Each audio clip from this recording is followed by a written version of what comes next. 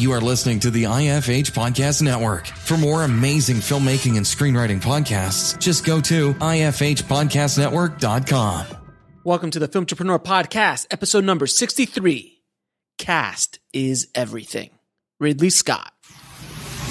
This is the Filmtrepreneur Podcast, where we teach you the top strategies, tactics, and growth hacks that every indie filmmaker needs to know to make money with their films. We are the podcast that puts the business back into show business. And here's your host, Alex Ferrari. Welcome to another episode of the Filmtrepreneur Podcast. I am your humble host, Alex Ferrari. Today's show is sponsored by Rise of the Filmtrepreneur, how to turn your independent film into a profitable business. It's harder today than ever before for independent filmmakers to make money with their films. From predatory film distributors ripping them off to huckster film aggregators who prey upon them, the odds are stacked against the indie filmmaker. The old distribution model of making money with your film is broken, and there needs to be a change.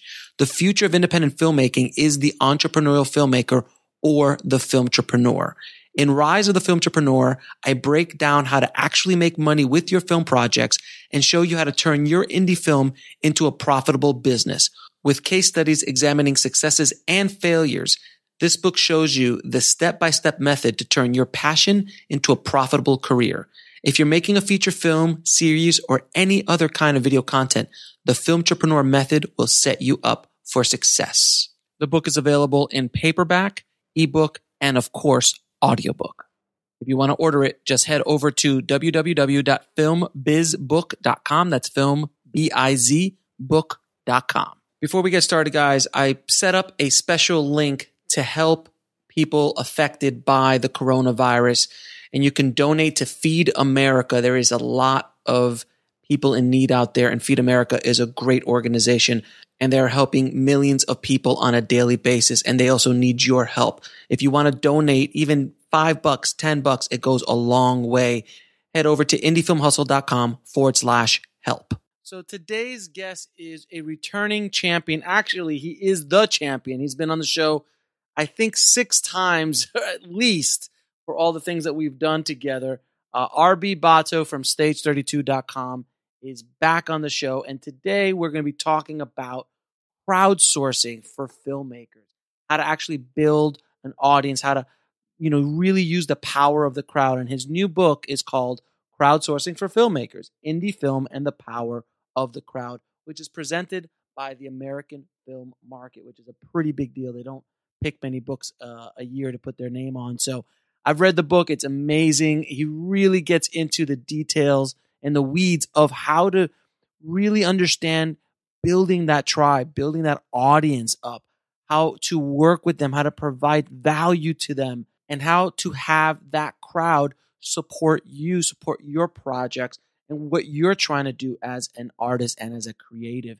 And this is such an invaluable topic to talk about because so many filmmakers I talk to have no understanding about social media, have no understanding about how to create an audience or how to interact with an audience even once you've created one. It's just such a kind of black magic art form, if you will. And me and RB really sit down in an, of course, epic conversation. Every time me and RB sit down and talk, it runs. So we're close to 2 hours on this episode because that's just the way we roll. But there's so much information in there. There is a ton of knowledge bombs in there. So please take a listen to the whole thing. I think you're really going to like it a lot. Oh, and there's also a little treat. We also discuss RB's part in my new feature film, On the Corner of Ego and Desire. I pulled him out of retirement for acting, and he does have a part in the movie, a very significant part, and we will talk about that as well. So without any further ado, here is my conversation with RB Botto from Stage 32. I'd like to welcome back to the show returning champion RB Botto from Stage 32. Brother, thank you so much for coming back on.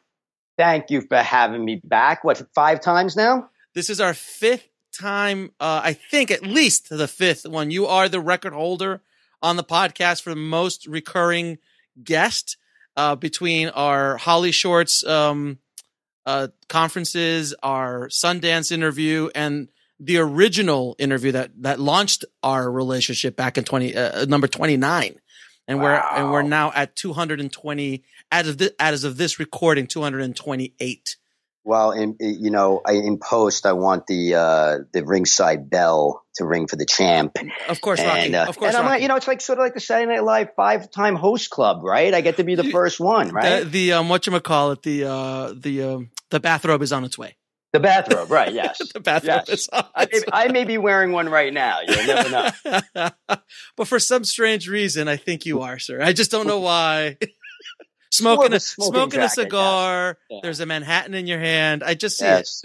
Yes. So we're here today to talk about your book that took you 75 years to write. Yeah, and a half.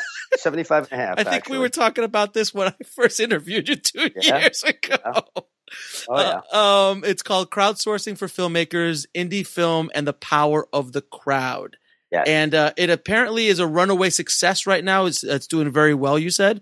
Your publisher's very happy? Yes. So I've been told by Focal it's one of the best-selling titles that they've had, and they've been around for 20-something years. It's under the American Film Market Presents banner, which I think AFM picks maybe 2 or 3 titles a year for that. So I don't think that's hurt me at all, and I'm very pleased with that. And, the reviews have been off the charts. I think there's over 55-star reviews on Amazon already, which I'm very, very pleased with. I'm always pleased when people leave these reviews. I actually got one 1-star review where the complaint was that I gave examples. That was the problem, that you gave examples? That was the review. If you like examples, this is a book for you. I was like, I feel like that should be 5 stars. If you want information about crowdsourcing for filmmakers, this effing book is for you. It's for you. Otherwise, don't buy it. I mean, it was unbelievable. I was like, maybe they were dyslexic or something. Maybe they thought dyslexic with the stars. Maybe they thought maybe 1 meant 5. I don't know. Everybody has There's always a hater out there. Trust me. You know it as well as I do. I'm sure you've had your taste of haterade in your day. In my day, yes. But but 55-star reviews, so I'll take those over the one. I gave too much information. But but the funny thing is, isn't it crazy how we artists are, that you could have 1,000 positive reviews, but the one negative one is the one that sticks in your head. Nah, well, sometimes.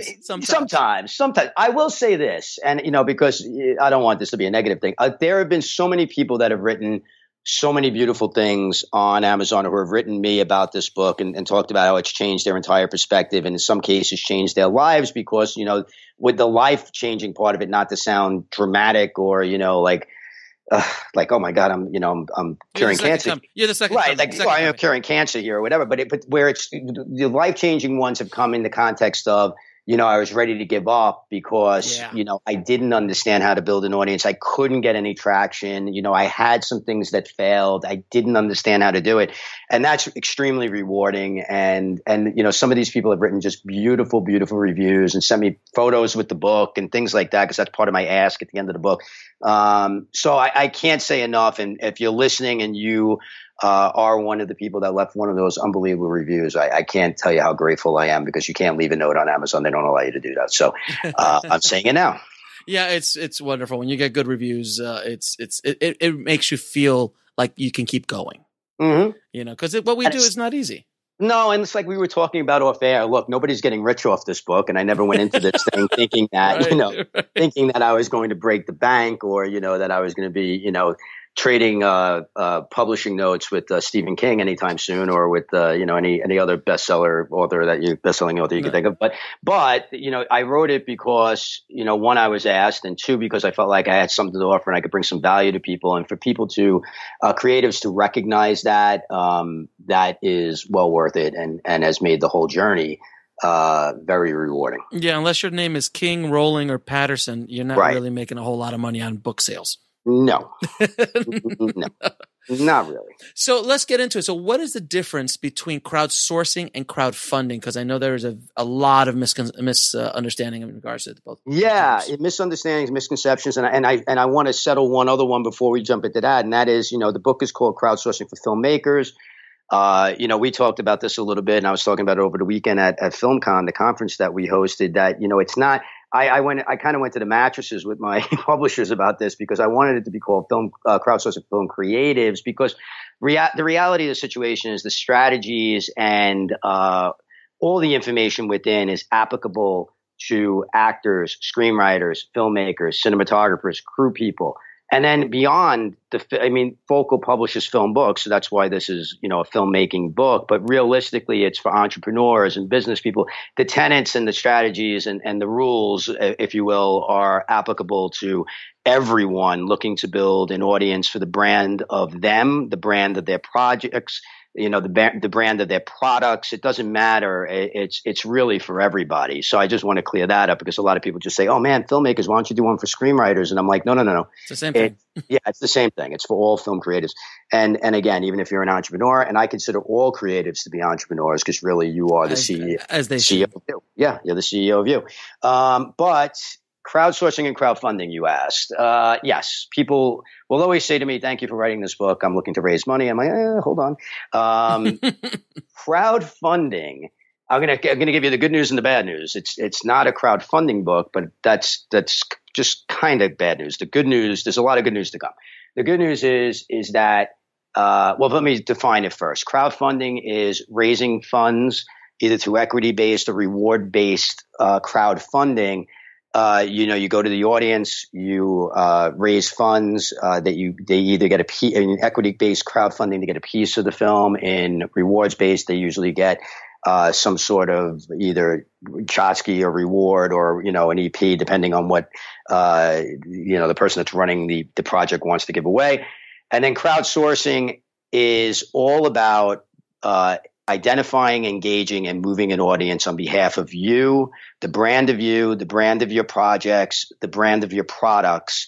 And it's all about how do you go about finding who that audience is, engaging them in a proper way, giving them ownership of what you're doing, getting them involved in what you're doing, to the point where they're so passionate about you or the project, or in some cases both, and we can talk about that a little bit as we go along, that they want to move on your behalf to spread the word for you, and to go out there and build an army of support. So you have an army of supporters, like, as I like to say, boots on the ground, that are going out and spreading like wildfire the word of you, your projects, or your the brand of you, the brand of your projects, or the brand of your products. Now, you touched on something a little earlier, right before that all creatives should be entrepreneurs. I really want to focus a little bit on that statement, because it's something that I preach constantly, and so many filmmakers, so many screenwriters, so many creatives don't think of themselves as entrepreneurs. They just like, oh, I'm just a work for hire, or I'm just an artist. I don't want to think about that kind of stuff. I think in today's world, if you do not think yourself as an entrepreneur, the chances of you making it, even if you're in the studio system, or going after the studio system kind of work, you still have to think of yourself as an entrepreneur. Do you agree? Not only do I agree, but I think it's the reason why the subject of crowdsourcing at this moment is legitimately and seriously the most important thing that we could be discussing, because we're living in a DIY world. All right. We're living in, and what I mean by a DIY world is that there is more content being created than ever. There are more people trying to take control of their material than ever before. There are more creatives that have worked in one space, let's say as an actor or as a screenwriter, who now want to become filmmakers or producers so that they can control their own content, that are going out there trying to find their own financing. It is more important than ever to understand the concepts and the tenets of crowdsourcing, because the idea is you are an entrepreneur and you do have a brand, and you may even have brands that have sort of sub-brands, if you will. So everybody is trying to fight for that same little piece of ground, right? Everybody is on social media trying to rise above the noise, and we can get into some best practices and everything like that. The question becomes, how do you separate yourself from the pack? How do you identify an audience for what you're looking to do, what your projects are about, what you're about in general, and then engage them in such a way that they become champions of you. Mm-hmm. In this business, you are nothing without champions. You are nothing without relationships. And the problem is that there's so many people in this business that all they concern themselves with is the craft. But the reality of the situation is you have to understand the business and you have to understand the brand of you and where it fits in and how you're going to attract an army of people that are going to go to war for you and in support of you. Mm-hmm. That is really what separates out the people that have major success from the people who don't. I always say, if you look at two equally talented people, if you will, mm-hmm. the one that has the most success isn't the lucky one. I hate when people say, oh, they're so lucky. It's not luck. They're putting themselves in the best position to win. They're building the right relationships. They're nurturing those relationships. They're asking their audience and the people that the army that they built to go out on their behalf because they built that audience in a selfless, giving way, in a giving way that's presented value the whole way through. Those are the people that are winning every day. They just are. Who is the director of Jurassic World? He was also the Safety Not Included. Oh, Jesus. You know what I'm talking about, right? I do know what you're talking about. God, I'll have to look it up. But that director, he went from Safety Not Guaranteed, which was a small indie movie, which was like under $3 million, $4 million, mm-hmm. which starred Mark Duplass, to Jurassic World. Mm-hmm. And people were like, how the hell did that happen? And from what I heard on the street was that he had champions. No doubt. He had been writing for a while, but he always was in the conversation for these big movies, for these big tentpole movies, to the point where his name finally came up. I think from what I heard that he had made a relationship with Brad Pitt. And I think at that last point, Steven Spielberg even said he's okay. He's good. And that's the way he walked in, because you don't get a major franchise, relaunching a major franchise like that without some champions. There is no question. And I'll tell you what, I mean, I'm kind of in a unique position where, I've worked as an actor, a writer, a producer throughout my career, or an actor, let's say just on the front end as an actor and a writer. And then I've been on the other side where I've worked as a producer where talent is sort of coming to me, or where, the money, we're going to get the money and everything like that. I've seen it from both ends. And the reality of the situation is that more often than not, and especially more often in this day and age, if it comes down to, making a decision on a couple of different people or in the direction you're going, more often than not, and I would literally say like 99.9 times out of 100, the person that comes with that army of support behind them, the person that comes with those champions, the champions speaking loudly for that person to either get that role or be involved in the project or get that gig or whatever the hell it is, mm-hmm. that's the person that usually gets it. Okay. And at least always gets them in the room. And I actually saw this recently on a screenplay that I wrote that is at Covert Media, and we were attaching our director. The director, I can't get too far into this story because it's still evolving and everything like that. But it was a situation where some of the people on the team said, okay, there's some accomplishments there, but, there's some other directors in play. And, they have, maybe their accomplishments are a little bit more, their credits are a little bit stronger. There maybe, they had a hit more, more recently and things like that. Mm-hmm. But there were a few of us that said, no, you know what? Get in the room. Let him in the room. You have to see the way this guy handles the room. And you got to see. And we went down that road. And sure enough that, because there were these voices that were trusted voices in the room, which we were, they said, okay. Let's hear it. Let's hear him out. And he went in and he won over the room twice. But without those voices, he'd never get in the room. He wouldn't have been on the list. He would have been off the list because we were going down the list one by one going, nah, man, maybe. Yeah, he's on. Yeah, we'll talk to him. Yeah. And that's what we were doing. That's what the whole meeting was about. And it was one of these things like, nah, I don't know. And it was like, all right, if you guys really believe that, we trust what you're saying and we believe you guys and we know you guys would never want to hurt the project. And let's have him in. And it mattered. And this is a guy that networks all the time. This is a guy that is out there and he networks in a very selfless way. Anytime you're in this guy's company and he knows people around him, he's making introductions. It's not always about him. It's that selflessness thing that we always talk about, that rule of three, that we always talk about, give 3 times. before you ask for anything. He has a lot of that in him. And that's, the most successful people who crowdsource and the most successful people that build relationships really have that, kind of inbred, or they learn, people can learn it, but it's adapting that sort of mindset. You know what I mean? And most people don't have that. Most people don't. No. And it's also like, I know of a guy, a friend of mine, who works for a company that does stuff, for the film industry. And he's constantly connecting me with people. Like he's like constantly introducing it. And then I always try to do that as much as possible. And then I've introduced people to you. You've introduced people to me. It's just something that we do. Like, oh, these guys will get along. Great. Boom. Here you go. And I do it selfishly. Like, no reason. I'm not asking anything of it. I'm like, I just want to put two people who I think will do good together or should meet each other, meet them. And if something happens one day in the future about it, great. But it's not even my thought process. It's just about helping those people selflessly at that moment. Yeah, I mean, kindness and generosity pays. I mean, it sounds so cliche, but it really isn't. I mean, this is a business it's a small business, and people really do want to help each other. And it's, the people in this industry, a lot of them get a bad rap, and that's not to say that there aren't selfish people and egotistical people in this business. There certainly are. They're usually at the higher level, and they're probably not in a position where they feel like they need to give. But there are so many people in this industry who do want to give. I mean, I'm at meetings all the time where people are, how can I help you? What can I do for you? And I love that. And I mean, there isn't one meeting that I don't go into where that's not a question that I ask. And usually it's the first question I ask. What are you up to? Or one of the first, like, what are you up to? Any way I could help you. Any way I could help you get where you're looking to do right now, or help you get where you're looking to go right now.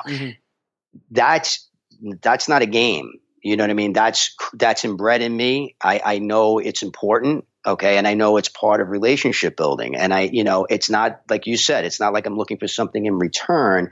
It's just that, look, this is the way that you build long lasting and fruitful relationships. Absolutely. And it's weird because, you and I have had this conversation a lot. For some people that are listening to this right now, they're going to go like, well, isn't that obvious?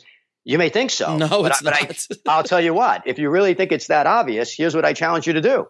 Go on Twitter and click on your home screen and start scrolling through. Start looking through your stream, and you'll see how many people have the wrong approach. It's insane. And I always talk about having a competitive advantage in this business and trying to find every competitive advantage you can get. The people that actually handle themselves well on social media and understand how to manage their brand on social media have a competitive advantage over probably 90% of the people out there. And that's something that you could put into practice today. You know what I mean? So it does matter, and it does have an impact. And man, I could tell you stories where it's had an impact where people haven't gotten jobs just simply because of the way that they handle themselves, either in a room or online. Absolutely. And just to go back to what we were talking about earlier, the director's name is Colin Trevorrow. Trevorrow. Yes, Thank you. Colin Trevorrow. So now everybody's like, oh, thank God. It was probably driving people listening crazy, like, who is that? Or the opposite, like, it's Colin, Alex. Colin. I mean, seriously. Yeah, somebody screened his name out while running on the treadmill and had the entire gym just looking at them. Right. Yeah. Exactly. Now, what are some common mistakes when crowdsourcing or just doing social media in general? Well, when you get on social media, when you sign up for any account, for any platform, you're really basically being handed a microphone, right? So that microphone, now you have direct access to people and you have an amplified voice. That's fantastic. But that doesn't mean that you go into the middle of a crowd. Now think about this. If you were on a city street, you wouldn't run into the middle of a crowd and go, me. Like me, look at me, me. But that's really what you're doing on social media. And a lot of people do that. And nothing makes me tune out faster than somebody that their first point of contact with me is check out my, help me with, that kind of thing. That bothers the hell out of me. Okay. Mm-hmm. I always say, treat your online persona and treat your online behavior the same way that you would offline. So, if you're going, I think that people get so freaking crazy behind their screens that they don't realize that this is a human interaction because all they see is, an icon or an avatar or whatever. Right. So they don't realize that it's a human thing, and it really is. It's a relationship thing. So for me, if I'm looking to go connect with somebody, and everybody is accessible pretty much on social media, and there's been plenty of times that I have gone searching for, or, trying to connect with somebody who has achieved a very high level of success and, may not want to respond to me. What I always try to do is, first of all, I do my research, because that's another huge mistake that people make. They have no idea who they're talking to, or they know the name, but they know nothing about them, or they know nothing about what, and they approach them in a way that, again, is not only selfish, but maybe is coming from a place that's not very knowledgeable. Those people are going to get ignored. For me, if I'm approaching somebody for the first time, not only am I going to make it about them, but I'm going to make it personal in a way that makes them realize, and I'm not going to talk to them about the biggest success or the most obvious thing. I'm going to talk to them about something that, a video that I saw where they talked about a specific thing 5 years ago. Why, do you still think like that as times, if times change, you make it something that makes them go, wow, this guy really, knows a little bit about me, and made it personal. That's another mistake that people make. They don't know who their target is. They don't understand who they're going after and who they're talking to. So those are two obvious ones, I guess, a little bit in a way, again, to some people, but not very obvious. I mean, again, even on Stage 32, I'll get hit up every day, even on like Instagram or Twitter, where people will send me direct messages and say, what is stage32.com? Right. And I'll say, well, in the time it took you to write that, you could have typed that into a browser, and you could have figured out what stage32.com is. You know what I mean? It's an awareness thing. It's, again, what would you do in a real life? I hate saying real life and online life, but, some people relate to that. In, a real life confrontation, or in a real life engagement, what would you do? Do the same thing online. Just be selfless. I mean, that's a good way in. The other mistake that people make is that the material that they post, again, I feel like I'm saying obvious things, but it's true. The material that they post is, again, like, here's a clip from my film. Here's a clip. And it's like, no. Share content. Ask questions. Be personal.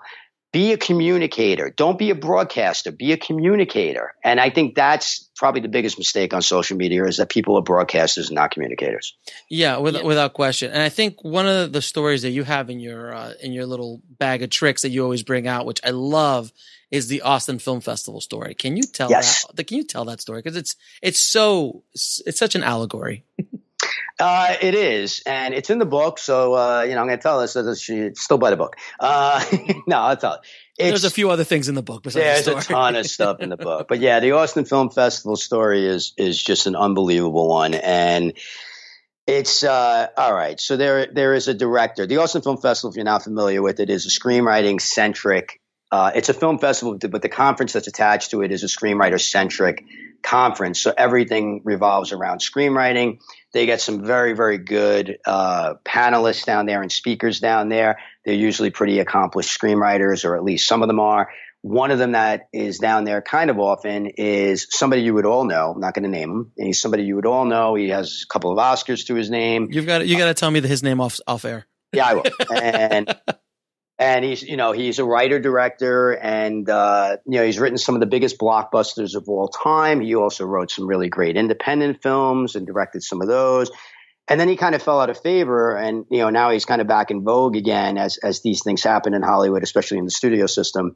But anyway, he was down at the Austin Film Festival, and I got to he suffers no fools, this guy, and he's just an interesting cat, man.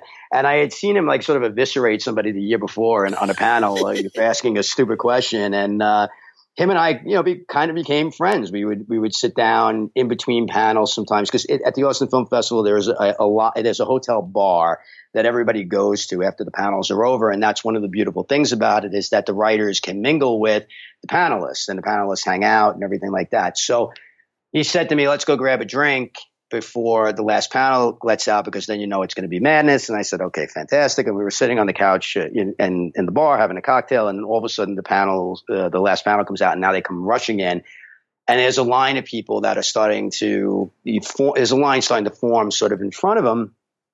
And he goes, okay, here we go. And he says, all right, here's what we're going to do. He goes, one at a time. He goes, and the rest of you line up at least 10 feet behind, because he didn't want anyone behind overhearing his conversation with anyone he was speaking to. Sure. I was speaking with. So the first guy comes up and he's all swagger. And I wish I could, I wish this wasn't all audio because I would act it out a little bit. It's great. I mean, it really is great. And he's all swagger. And I mean, it was one of these things where, I think the guy took 2 steps and I was like, man, this is going to end badly. This is he hadn't even opened his mouth yet, but I'm like, this is the energy was just flowing off of him. Like, this is just going to end badly. You could just see it, the body language, the swagger. And he walks up and he says, how you doing? He goes, my name's Joe. And he's like, he starts going into this whole thing. He goes, I have this screenplay and he just launches. I mean, he just launches into this thing. And this writer-director who is being pitched now just starts looking around the room, starts sipping his drink. He checks out the TV where ESPN is playing. He's doing everything. He leaned back to me and he said, you want another? When the waitress came by. And this guy, the guy pitching didn't skip a beat, just kept going. Sure. And didn't make eye contact with this guy once. Right. And so finally, he hits the end. Joe hits the end, and he says, so what do you think? You want to read my script? And this guy says to him, he goes, oh, I'm sorry. He goes, were you talking to me this entire time? And he put his hand out, and he goes, and he said, he said his name, and he said, what was your name? And the guy was like, well, the kid's like, Joe. And he goes, Joe. He goes, so this entire time, he goes, I'm assuming, he goes, I guess you were just pitching me your screenplay, huh? And he said, well, yeah. And he goes, well, Joe, he goes, let me tell you something. He goes, if I was stranded on a desert island, he goes, and all my favorite books washed out to sea, oh, shit. I wouldn't read your fucking screenplay. Who's next?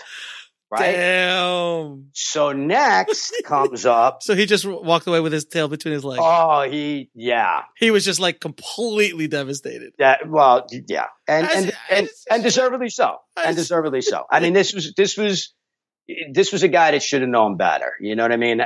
He wasn't 15 years old. No. Got it. So he walks away and up comes this woman and, probably I would say, maybe 24, 25. And she says, she introduces herself, she shakes his hand and she says to him, and this is her opening. She says, I wanted to ask you a question about, and she names a film that was his biggest bomb by far. Okay. An indie film that just completely bombed. And she said, there's a scene in the film where this actress says this line, and she said the line. She goes, and I couldn't help but feel that maybe the actress improv'd that line, that maybe, that it might not have been written that way. And I'm just curious, did you decide to write it that way, or was that an actor choice or her choice? And he just looked at her like he was dumbfounded. And he looked at her and he said, okay, 2 things. He goes, first of all, he goes, outside of my wife, he goes, you're the only person that's seen this movie. He goes, I think it opened at 9:00. He goes, at the Landmark in LA, and I think it was out of theaters by 9:03. He goes, second of all, he goes, I can't believe not only that you recognize this in a scene, he goes, but that this is what you wanted to ask me about. He goes, you are 100% right. He goes, I wrote that scene 10 times. He goes, we could not get it right. He goes, it just was not working. And the actress said to me, let me take a shot at it. And I said, okay. And she nailed it. And we were like, holy hell, let's move on. So he said to her, he goes, tell me about you. Okay. Because isn't that going to be the natural next question, right? And she went into all about her writing and everything she did and, and what she was working on right now. And he reaches into his back pocket and he pulls out a business card. And he says to her, I come down here every year with 3 of these cards. Most years I go home with all 3. So when you go home, you send me the script that you think is the best that you would like me to read. I will read it. I will call you and we will go over it. And I will see if I can help you in it. Okay. Not only did he do that and did he follow through on his promise, but he ended up helping her get her rep, her manager. He ended up helping her get her that led to her getting her agent. And today they are still very, very close friends to the point where he sends her drafts of his scripts. And again, if you knew who this was, I can't wait to find out. The fact that this woman is getting drafts of these scripts in complete confidence, you would be some people on this, listening to this podcast would be jealous enough to run into traffic. Wow. So, but that just goes to show you, it's all about approach, and it's all, she made it about him. And what a lot of people in this business don't realize is that, so many people are so anxious to come. I mean, like even at FilmCon, we just did this conference, like I said, at the LA Convention Center. It was 14 hours. And I was being pulled in a million different directions. 3 panels. You saw it. Yes, you were being beat up left and right, man.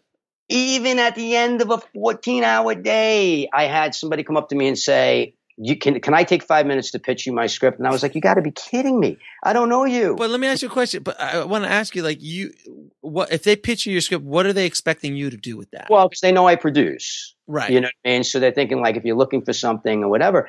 No, but I know, but you produce, but you're a busy dude. I don't see like you producing 20 movies this year. No, well, of course, but the other part of it too is that, it's not the point. The point is that, like, come on, 14 hours. Come on. Why not come up to me and say, hey, I'm so-and-so and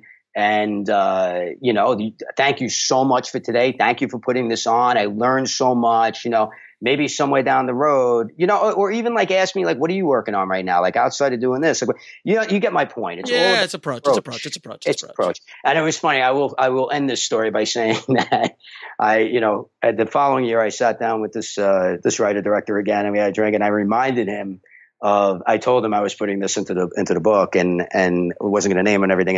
But I leaned over and I was telling him the first part of the story, and he just paused, and then he just leaned over to me and he went, too harsh. It was just awesome. The timing was unbelievable. And I went too harsh. And I actually said, honestly, I don't think so. He goes, me neither, because I didn't lose any sleep. It almost sounds like it's Don Rickles. I mean, that delivery. Too harsh. Too harsh. Have I gone too far? Oh, I miss Rickles. Now you're dating yourself. I know I miss Rickles though, man. No, he was unbelievable. I miss Rickles. All right, so how do you identify the crowd that you're trying to reach in general? Great question. And this is the problem that a lot of people, this is one of the biggest mistakes people make. And, I started earlier, we were talking about the difference between crowdfunding and crowdsourcing. And I said that there is good news. And the good news is, because this is going to play into this, because if you're looking to crowd fund something, we're going to talk, everything we're about to talk about is going to play into this as well. First of all, in the book, there are 2 chapters on crowdfunding, and I'll get to the reason why those are in there. And then there are 3 case studies that involve at least partially the funds being raised through crowdfunding. Now, why are they in there, and why would it in a crowdsourcing book when I'm saying they're not the same? There has never been a successful crowdfunding campaign in the history of crowdfunding that did not involve an element of crowdsourcing. Right. That is the truth. Okay. The reason why most crowdfunding campaigns fail, in fact, I would say probably 9 out of 10, that the primary reason why they fail is because the people behind the campaign did not crowdsource first. They just put the damn thing up, said, if you build it, they will come. And, doesn't work that way? Doesn't work that way. No, it doesn't. Does it? No, just Field of Dreams, but not in. It's a great movie. It's a great movie. Why would they lie? Yeah, that's why there was no sequel, because it only works once. Honestly, I would kill to see a sequel to Field of Dreams. Like, where do you go from there? Probably it's the best time to go pitch it, because, the studios have run out of their bankrupt on ideas. That's true. Field of Dreams 2 mixed with Titanic 2. Or we could just pitch it like we could pitch it as a TV show and make it like Lost style, where every single player gets their own episode. Oddly enough, I could see that on Netflix. Okay, all right. So identifying your crowd. So identifying the crowd, think about the mistake you talked about. You asked me earlier, like, what are the mistakes? And I went on this long-winded thing about, social media, but there's so many different mistakes. And this is really one of the biggest ones, is that people think the audience for their film, or even the audience for their own personal brand, is everyone. And that's just not true. It's never been true. It's never been true of any film. You can name the most, the highest rated on IMDb films of all time, because that's an audience-based rating. Films that have won Oscars, you will find detractors of those films. Oh no, just Shawshank Redemption, which is arguably, I think it's number one, or if it's not number one, it's Godfather, one of those two. Yeah. But anytime I feel bad about anyone saying anything negative about me, I just go and type up in Google, bad review Shawshank Redemption. Yeah. I go read these bad reviews, because there were bad reviews of Shawshank Redemption, and you're just like, no doubt. What the hell are these people thinking? No, and I'm a huge Godfather and Godfather 2 fan, but I mean, you'll get people that are like, I don't like mob movies, or I like, look, it's just the way it is, right? Not everybody, there's not one film, one book, one piece of art that has ever been universally loved. And the same is true for people. So, and the same is true for every brand and for every product and for every film, especially if you look at a film like a product, which you should in a lot of ways. It's, people think like, man, I need to carpet bomb the hillside and canvas everybody. That's a huge mistake, and it's a very big waste of time, energy, resources. But that's the studio plan, and they have the pockets to do that. Right. I mean, and they can carpet, right, exactly, because they can carpet bomb the hillside, and let's face it, at the end of the day, the film really, really is a product that's a small piece of a small part of a bigger corporation, that is publicly traded on Wall Street. So what the hell do they care? Right. But for an independent film, it didn't help Justice League. It didn't help. I would hope it would. It shouldn't help a lot of the freaking things they're releasing. But one day the public will speak with their wallets instead of bitching, or close their wallets instead of bitching. But yes. But with indie films. But I digress. Yes. Yes, but anyway. I think as I always say, the riches are in the niches, and I think that's true. I think that's true. I think that's very true. But for people who are going out making their first film, you have to understand, right? It's not about you. This is the idea by identifying your audience. Okay, if you can remove yourself for a second from the equation. And and it's very, very hard for people to do, by the way. And if you can just look at, I'm saying this for people who are starting out and people who are going to try to build an audience for the first time for a film. And we could talk about personal brands in a second too, but for the film, you have to know who is the audience for this film, who is going to watch this film, or who is going to be interested in the subject matter of this film.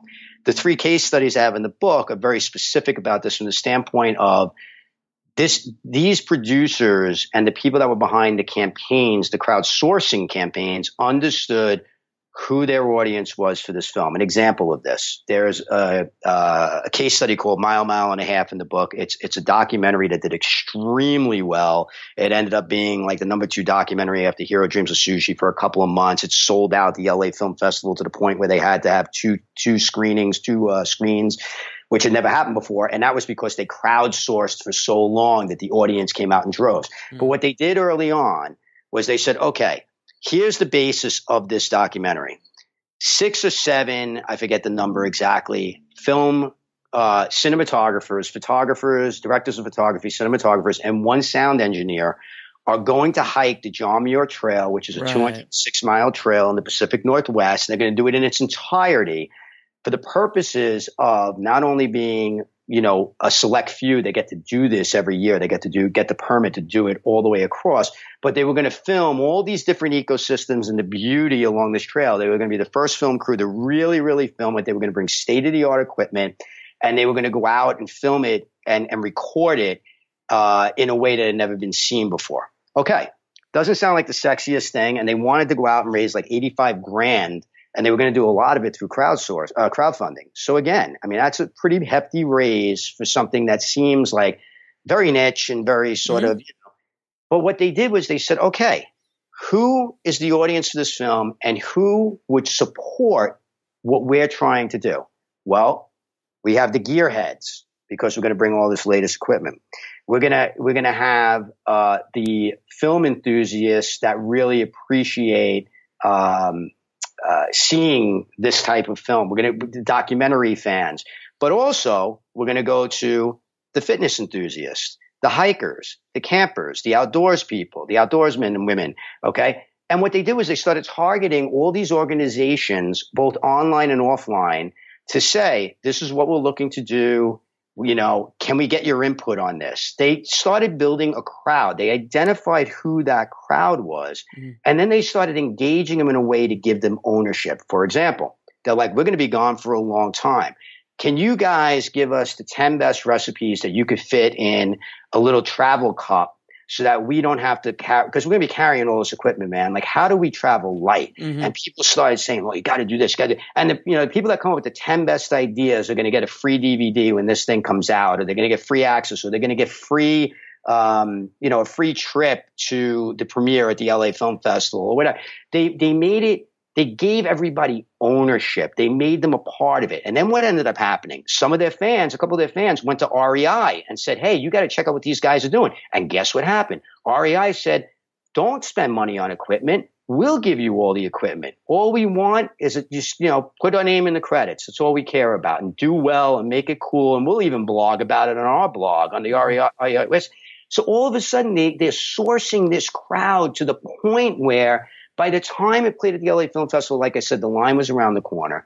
By the time it came out on iTunes, they were still communicating with the crowd, and they had delivered on every promise that they said, look, it's coming out tomorrow. Please stream it. Please tell everybody. You know how hard it is to debut at number 2 on iTunes? Oh, it's insanely difficult. Okay. Insanely difficult. But it was because they knew their audience, they knew how to engage them, and they knew how to move them. And that's what I'm saying. So there's everybody wants to put the brand of themselves out there first, okay, as opposed to the brand of their projects. And here's the way I'll explain it to the audience in a way that, to me, it makes the most sense. And I think even you'll appreciate this, Alex. I know you're a fan of this guy. But think about your favorite filmmaker. Think about your favorite director, or one of them, right? One of my favorite directors is P.T. Anderson. Yeah. Okay. When Hard 8 came out, somebody said to me, first of all, I love independent films. I love gambling movies. I like crime movies. I like right in my wheelhouse, right? And somebody said to me, like, dude, you got to go check out this movie. It's right. It's an indie. It's got, this crime element. It's got that really heavy character-driven shit that you like. You got to go check this thing out. And I went to go see Hard 8. I didn't know P.T. Anderson from, he was the nobody. guy. What was the guy at Night Court? What was that, Anderson? I don't know. Oh, God. The other Paul Anderson. Well, whatever. Something, whatever. Any Anderson you can name. Craig T. Oh, God. Now you got me. I got to look him up now. Damn it. So anyway, I went to go see Hard 8, and I'm like, holy hell, not only is this movie great, but this director is unbelievable. So now I went from being a fan of the film to a fan of P.T. Anderson. And I said, okay, whatever this guy does next, which ended up being Boogie Nights, but at that point we didn't know what he was going to do next. But I was like, whatever this guy does next, I'm going to go see. And since then, of course, anything P.T. Anderson does, I'm there. So it's the same thing with you. It's the same thing with your brand. It's, if you're looking to put your projects out there, your writing out there, even the brand of your reels in a lot of ways, your acting brand, so to speak, it's got to precede sort of the brand. The work has to precede you. Okay. Because then if you deliver on everything you're doing, then the people who you've engaged and moved and, that you've delivered every promise to, now they're fans of you. Now all of a sudden your brand takes hold. The brand of you takes hold.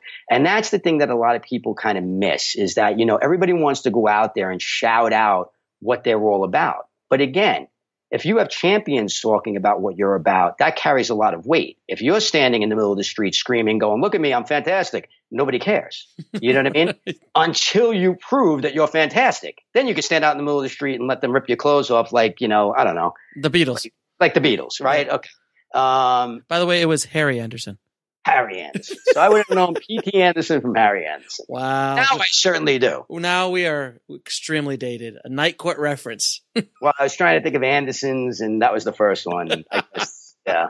We're old folks, guys. Sorry. Go ahead. Continue, sir. Well, speak for yourself. I mean, obviously you're 18, but you watch a lot of reruns. Well, TV Land, I come across it every once in a while. Now, let me ask you something. What is the difference between advertising, marketing, and crowdsourcing? Well, I mean, again, I think marketing is sort of the cousin of crowdsourcing, but advertising I won't even get into because that's also in the book. I go through a whole long thing of that because I've seen people that try to explain crowdsourcing as a form of advertising. It certainly isn't. Advertising is at its core, you're paying for promotion, awareness, and awareness. And with marketing, it is a sort of a cousin to marketing. But even with marketing, it's not. Again, marketing is more of a broadcasting kind of thing. Marketing isn't really an inclusive thing. Marketing is a one-sided thing. And I think if we're going to drive any point home here today, it's that building an audience is not, it's a two-way street, but really it should be a one-way street out for a very, very long period of time before the traffic could come back into you. And that's the really huge difference between the two. Crowdsourcing is really, really, really all about knowing who you're talking to and then shutting the hell up and listening, asking the right questions and then listening and then giving the people what they ask for. And that's how you really build that audience. Look, if you look at the one thing that when I say it's a cousin, when a film company that has money and marketing dollars knows their audience, they will, of course, do some demographic research and go out and advertise in those places. I love baseball. I'll go to a baseball stadium. If there's a baseball movie out, there'll be ads to that baseball movie everywhere. They know to advertise there. Sure, they're freaking geniuses, right? Right. Okay. But that's still a one-way thing. Okay. The crowdsourcing part of this is knowing your audience in a way that, again, you're engaging them and giving them the feeling of being involved to the point where that ownership becomes a sense of pride. And then when you ask them to move, they go and they do it. But you got to deliver them value. Everything comes down to value. In this book, for example, I talk a lot about your ask. The ask is really when you go to move your audience. You have to earn your ask. The last chapter I have in the book is my ask. And my ask is basically to spread the word about the book, let people know about it, leave a great Amazon review, take a photo with the book and send it in so I could post it. Because what I'm saying to you is if I've delivered on everything that I promised, and I start the book this way, I say, here's what I am going to give to you in this book. This is my goal, is to give you this information, this knowledge so that you will be able to go out and do A, B, C, D, and E. Okay. If I deliver on this, I'm going to have an ask at the end. All right. This process of going from identifying and making those promises to being in a position to actually ask for the ask takes a long time. It's relationship building. If you think about the best friends you have and your best friendships that you've cultivated, those friendships surely took some time. You didn't just walk up to somebody and go, hey, you want to be my best friend? You know what I'm saying? Right. But that's what people do. Like, it's like going up to somebody going, hey, you want to give me money for my project? Hey, I'm crowdfunding today. Yeah, you and everybody else. You know what I mean? Hey, I got a movie. Yeah, you and everybody else. How many daily hits do you get or requests on your social media for crowdfunding campaigns to promote their crowdfunding campaigns? Crowdfunding campaigns, I probably get upwards of 25 a week. I would say from people I don't know. Right. And requests to read scripts, look at reels, you name it, anything having to do with material, probably another 40 to 50 a week. So you're talking about, 60, 70, 80 people a week who I don't know, who have never had any prior engagement with me whatsoever, that only know that I have this big network or, have seen me talk somewhere or whatever, that feel compelled to just that I'm going to go, yeah, of course, you. Out of the 25 people that sent the crowdfunding campaign this week to me and said, give me money or promote it, I'm going to promote you. You're the lucky winner. You know what I mean? I give 3 of these cards out a week. Exactly, right. I go home with all 3 every week. Too harsh? I won't even click on it. Harsh? Is that too harsh? Is that too harsh? I will tell you this, okay? It's God, I'm going to sound like such a dick, but I'm not. I'm really not. I hope everybody realizes that. Please, honesty. From a place of pure honesty, and I hope you realize that that's not the case. But there has never been a time. Sometimes I will get curious. and it's a morbid curiosity in a way. Sure. I will get the ones that people will say, I have 3 days left. You have to help me hit my goal. And I actually have one of these in the book, and I don't remember the exact number, but I think it was close, if I'm not mistaken. Somebody said to me, I got like 3 days left, or I have 12 hours left. Like, what can you do to help me push this thing? And I clicked the link to see the project and what the goal was and where they were at. Sure. And it was a 75,000 goal that had like $388 in. And I was like, yeah, sure. Let me cut you a check for 74 and change. No worries. Let me get that right out to you. I get that, but I get the executive producer credit though, don't I? Yeah, sure. Let me write that. But it really is. It's true. There has never been one time, and this is the God's honest truth. There has never been one time where I have clicked through where the goal at that point, like if somebody says I only have a few days left, where the goal has been anywhere over like 20 to 25%. And let me take it in a positive direction too. A lot of people just don't know. I mean, it's not, like we're sitting here saying people are late, and there are people that are inherently lazy and people who do not want to put the work in. And, a lot of people who quit this business because they don't have the patience for relationship building and for cultivating those relationships and everything like that. But there are genuinely some people that, maybe they don't know where to go for the research, or they don't know what to do. And I wrote an article for Medium like 4 years ago, because it was, it was exactly what we're talking about. And it was called, 5 mistakes you're making on, or I forget the exact name. It was something like 5 mistakes you're making on Twitter as it relates to your crowdfunding campaign or something like that. And the thing got like 8,000 reads. It was crazy. It still gets a ton of reads. And if you want to check it out, you just go to Medium, and it's RB Walks Into a Bar, which is my Twitter handle and my Instagram handle. And you'll see the article there. It's still up there.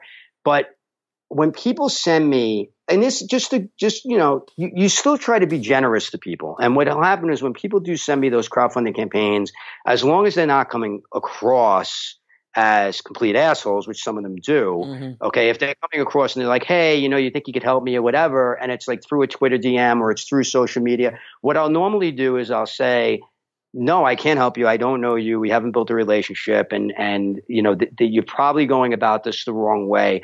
Here's, give this article a read, and I'll actually send them a link to the article. But you laugh, but here's the thing. Right, you're doing them a favor, but they're like, you know what? Fuck this guy. No, that's what I was going to say. This is the surprising part, and this is what I'm saying. This is why not all people are bad. Sometimes I'll get radio silence, but I will tell you, more often than not, people will write back and say, thank you. They'll say, I didn't realize that. I didn't know that, because they don't know. They just, no, it's not taught. It's not taught anywhere. It's not taught. And here's the other part of it. They go to Indiegogo or they go to Kickstarter and they see all these things up there, or they read the latest article about the latest success of the latest movie that played at Sundance, that crowdfunded everything. And they think, oh, I could do that too. I know 10 people that'll give money to this thing, and I'm sure I can drum up another 50 that will do it. And it just doesn't work that way. It's, the people that have these usually successful crowdfunding campaigns. And this was actually a story. I was on stage with a director at the Directors Guild. We were giving a talk at the Directors Guild a couple of weeks ago, and he told this great story about how, they raised, I forget what the number was, but it was in the tens of thousands, high tens. I think it was like 80 or something like that. And he said, man, he goes, what I did, he goes, I went to, like everybody else that, they talk about the Friends and Family Week. He goes, I went to the Friends and Family, and I asked him straight out, like, what are you thinking about putting towards the project? And not because I'm asking you because I think you're going to be cheap or you're going to be overly generous or anything like that. I just want to have an idea of what I'm going to be dealing with afterward. And what he said was, okay, I know that I have this number coming in. I'm not going to launch this thing for another 6 months because I still need about 80% more. So I'm going to spend 6 months building my relationships, telling people what I'm doing, shooting small clips of this, showing people what I'm looking to do, explaining it, asking people to get involved, giving away spots on set, like who wants to be on set to come see it. I'm going to take some students that are interested. If you know anybody, things that made it look like, hey, I'm a generous guy, which she is. And, I want to give back, which she does, but I also need your help. And he blew by his total because he spent the 6 months doing that. People don't want to spend those 6 months. Can you imagine? But the thing that they only see is like that film got into Sundance and he crowdfunded it. They don't see all the work that goes behind the scenes. And that's a lot of dedication. I got to give it to him. That's a lot of dedication for one project. But think about the flip side, Alex. I mean, right? What's the flip side? The flip side is that you spend, 2 months, putting the thing, 45 days, let's say 40 days running a campaign, miserable because every day you're waking up going like this, no money's coming in, no money's coming in. Then you spend the next 2 to 3 months depressed because or angry because it didn't work. Right. As opposed to spending, and by the way, you spend those 2 to 3 months being depressed and angry that it didn't work, and you walk away with less than what you came in with because you don't have the money, you don't have the relationships, and you've lost all that time. As opposed to spending those 6 months building these unbelievable relationships, then living on promises, and bam. The second crowdfunding campaign is always easier than the first because of this one fact, everything that we just talked about. If you have a successful first campaign and you deliver on all your promises, when you go back that second time, people are going to be like, I don't give a shit what movie you're making. I'm in with you.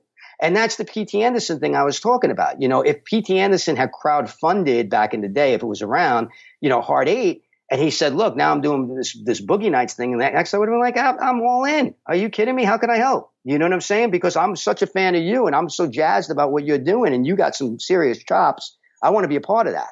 Right. So that's the thing, is that, this relationship building and knowing your audience and how you engage them and how you give them that ownership matters so much. And that's why, it's where we came in. Crowdsourcing to me right now is the most important topic for anyone looking to control their own content or build their brand or build the brand of the films. It just is. It just is. It gives you a competitive advantage that other people don't have. Now, can you talk a little bit about the actual social media platforms? Which ones are the best for filmmakers or not? Obviously, besides Stage 32. Well, if you're not on Stage 32, you just, you're. I mean, seriously, come on, guys, get on Stage 32. It's free. It's free, guys. Come on. Yeah, pick your insulting word for that one. No, I'm only kidding. I'm kind of kidding. Too harsh. Too harsh. You absolutely should be on stage32.com. And if you're not familiar with it, please put it into a browser and please look at it. And I think you'll be pleasantly surprised. But for me, look, everybody is different. Okay. I was never a Facebook guy. And it's one of the reasons why I started Stage 32. I just didn't see any way to get traction on Facebook for my creative end. The connections that I knew that were on Facebook that were in the industry, they were still sharing pictures of their dogs and their salads and their babies and not really talking about the business. So that really had no appeal to me. And to me, my time is my most valuable commodity. And if I'm going to spend time on social media and networking, which I do every day and which I treat like a job, and you should too, and that's another thing that people make a mistake on, I want to be on networks and platforms that get me the most bang for my buck for my time and give me the most access and the ability to, do all the things that we talked about earlier, identify and engage in a sort of a, concise and quick manner, I guess, for lack of a better way of putting it. To me, for me personally, I'm on Twitter and I've been on there for a while. And I like the fact that on Twitter, it's very, very easy to share content. It's very, very easy to let people know that you're appreciative of the content that you're sharing, which, by the way, is giving them value. And we can talk about that for a second. I'm also on Instagram. And the reason I like Instagram is because I think it's very easy with the hashtags on Instagram to be able to look at the various crafts and the various aspects of the business and see who's posting on those things and connect with them. I think it's very easy to get to people. So those are the two that I really like. But look, my suggestion would be, to find the ones that work for you, just because I don't like Facebook and because I think that they have major league problems. Yes, definitely now. Excuse me. They're just, and I'll go on a side note on Facebook. I personally don't like Facebook. I hate Facebook, but yet it's my largest social media platform. And I do get a tremendous amount of attention and traffic, and I connect with a lot of people on Facebook. But their business model is just pisses me off. I've got over 120,000 or something, like close to 120,000 followers on my Facebook page. I could barely get to any of them without having to pay. And it pisses me off. That's it. I mean, it's the same thing with the Stage 32. It's a joke. And I'm not going to say that, I'm not going to say who said this fallout was coming, but his initials are RB. Right. Right. No, I mean, seriously, it's just a joke. It's back really to MySpace. Back to MySpace. It is. And it's why I'm not, but again, I mean, it's also, the content is being shared. One of the things when we were starting Stage 32 and I told you I made that list of 100 people, one of the things I said to them is, before I even told them what I was doing, I said, I actually polled them and I said, what platforms are you on? And of course, a lot of people at that time were saying Facebook. And I said to them, okay, be honest with me. For as long as you've been on Facebook, and keep in mind, these are all industry executives and, working creatives. And I said, what have you gotten any jobs or anything that is giving you traction towards anything progressive for your career or for Facebook? And to a man and a woman, they said no. And that's when I knew that I needed to move forward with this thing and have sort of concentrated networking. And again, even though Twitter and Instagram are broad-based social media sites, you can tailor it to become a niche social media site, which I do. The people I follow, the hashtags that I get involved in, all of it's all film and or business entrepreneurial related. And that's it. I don't worry about everything else. I'm not on the hashtag. I'm not on a Trump sucks hashtag, and I'm not on, I'm right. Doing the work. I'm doing the film stuff. You know what I mean? And that's what matters. So that's the other reason why I like those two platforms.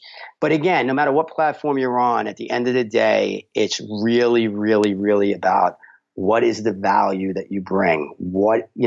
Part of my brand, and I know it's part of yours, Alex, is that part of my brand is to motivate and to inspire and to educate and to keep people that are serious about doing what they're doing in the game, to give them the support. I think as creatives, we're nothing without support. And I preach that a lot. So, a lot of what I post on social media is educational.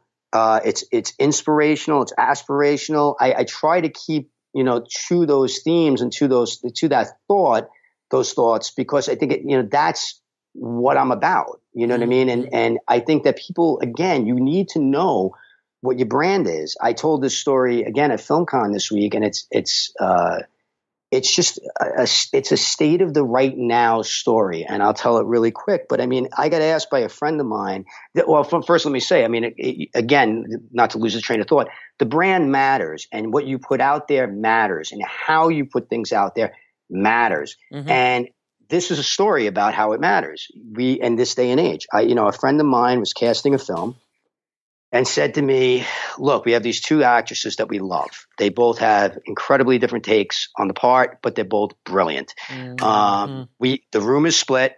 We don't know what to do. We've had them both in 3 times. Would you come down? And I said, yeah, I'll come down. I said, I'm not going to be the guy. I'll try to help. I said, I don't want to be the one that, splits the room up. But I said, I'll come down. So I came down, and sure enough, they both were just brilliant. Mm-hmm. And for the next half hour, I watched the connections to this film just struggle, and just, who like this. And finally, one of the casting directors said, you know what? Let's see what their online presence is like. Let's see what their online personas are like. And they went on to their Twitter accounts. And one of the actresses was posting a lot about the craft and helping people, which was really, really cool. Mm-hmm. And posting some unbelievably great content having to do with acting in the business and great videos and stuff like that. The other person, the other actress had, almost every single post was political. Oh, really? No, political. And, getting into Twitter flame wars with people about politics. And this casting director turned around and said, look, done. If this, she seems very nice, but she may be very difficult to work with. And this one seems like a saint. I think we should give it to her. And everybody in the room went, done. So this girl lost out on a job, for better or for worse, or for right or for wrong, because of what her online brand was. Her brand wasn't a creative. Her brand was this firebrand. Now, look, you want to be a political activist? Go be an activist. We all have very strong opinions on what's going on in the world right now. I think we all do. Mm-hmm. Okay. I don't need to rage about them online. I can go to happy hour or to a dinner or talk to my, right. And sit down with people and talk about it. You know what I mean? I don't need to be raging to, Billy 1, 2, 3, 4, 5 and getting into a flame war with them, about what's happening, with Trump or something. Mm-hmm. It's just not, it's not smart. It's certainly not worth my time. If I want to be an activist about this, and I do a lot of stuff behind the scenes that people don't know about, that's the point. I go and I do it on my time when I feel like, it's the right time, but I don't need to be spending 8 hours a day doing it on social media. I need to be on, if I have 8 hours a day and I'm going to be on social media, you bet your ass that I'm going to be going out there making as many connections as I can and helping as many people as I can and building those relationships, because that's really what matters at the end of the day. Now, can you said this earlier today that you treat social media like a job. Can you kind of elaborate a little bit on that? Because I think it's something very important that people should hear. Absolutely. I spend at least an hour a day on networking and on relationship building. And that means that I'm usually, a big majority of that is usually on stage 32, connecting with people, looking at, who's joined recently, who's posting in the lounge, which is our version of the forums, like who's really contributing. A lot of people don't understand. We have Oscar winners, Emmy winners, Tony Award winners, influencers. We have people that are on the site are amazing. They don't all, they're not all out there every minute of every day. And some of them, kind of stay behind the scenes a little bit, but they're not hard to find if you put the work in. And it's not hard to put the work in.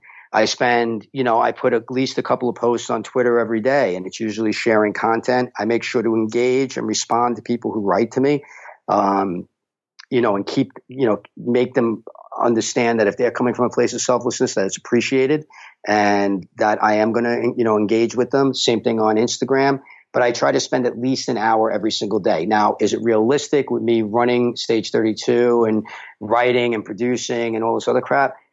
Sometimes no, but you know what? I'll make it up on a weekend. I'll spend, the reality of the situation is that I could be in line at Starbucks and, be 10 deep and it's going to take me 20 minutes to get to the front. I could be doing 20 minutes of networking as opposed to watching YouTube videos, right. Cat videos. You know what I mean? But those cat videos with the cucumbers are funny though. Yeah. I don't know, man. I'm a dog person. No, I'm a dog person too. That's why I like when the cats get scared, because I'm a dog person. I heard cats and cucumbers and I had 7,000 jokes and none of them were appropriate. None of them are appropriate. Anybody who has 2 seconds, just type in cat and cucumber and YouTube, and you'll find out what I'm talking about. But anyway, you're absolutely right. Don't do that. Hashtag not me. But you're right. You're right. You could be doing work while waiting in line at the bank or at Starbucks or wherever you are. Well, and it's just, people make excuses all the time. I'm too busy. I'm too this. I'm too that. Look. There are plenty of times where I get up. I mean, you and I were exchanging emails this morning, I think at 5:45 in the morning. I mean, it's just the truth. I mean, there are days where, sure, I'd love to lay in bed, until 7 or whatever, but it's like, there's a million other things that need to get done. And I'm not saying that you should work to the point of exhaustion. What I'm saying to you is that if it matters that, sacrifices have to be made. I mean, the thing that changed my entire screenwriting path, for example, was when I sat and said, okay, for the next 6 months, I had written a few good scripts I felt were pretty good anyway. Let me rephrase that. 3 scripts that I felt were ready to be seen and be out in the marketplace and be out in front of people that could make a difference and, the gatekeepers and all that. And I said, I'm going to spend the next 6 months, I'm going to cut down on the amount of nights I'm out going to dinner, the amount of nights I'm out, going to happy hour, going to, drink with the guys or whatever, the amount of, Starbucks I'm going to get and whatever. And I'm going to make, a little bit of a war chest for myself. I'm going to invest in myself. And that means I'm going to really put in the time, with the relationship building and the networking and making those connections. And I really did for 6 months. And, I sacrificed a little sleep here and there and, got up a little early, went to bed a little late and whatever. And it made all the difference in the world. I ended up landing my manager, ended up getting the option of the film that's a covert that you referenced earlier. I mean, all these things happened during that time period, but it was a absolute commitment to putting in that time. So when I hear people say, oh man, who has the time to build relationships? I just sit there and I go, I'm going to make it. You're not going to but you watch 3 hours of Netflix a night. Well, and that's the other thing too. It's like, people. I mean, yeah, you watch 3 hours of Netflix a night. You're chilling out. There's always time. Always time. And here's the thing. You're so right, man. And here's the thing. we talked about earlier about your brand on social media and your brand and your brand and your brand. Just understand something. You can't hide you're on social media. So what'll end up happening is I'll get people that will write me, like we'll do a podcast like this and or I'll do like an On Stage with RB on Stage 32, and people will write me privately and they'll be like, I heard you talk about the sacrifices, and I heard you saying that you got to do this. And man, I got to tell you, it's just so difficult because I have this, that, and the other thing, this. And the first thing that I will do when I hear people bitch and moan like that is I will go to Twitter or Instagram, usually Twitter, and because Twitter is more of the microblogging kind of thing. And I will go look at that account.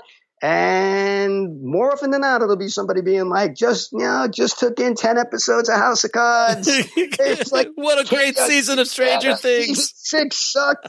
Season 5 was much better. It sucked. But I got jumped to season 8 now, whatever. It's like, and you sit there and go, oh, really? No time. I got no time. Yeah, you don't have time, huh? Okay. All right. So RB, tell us where we can find this book.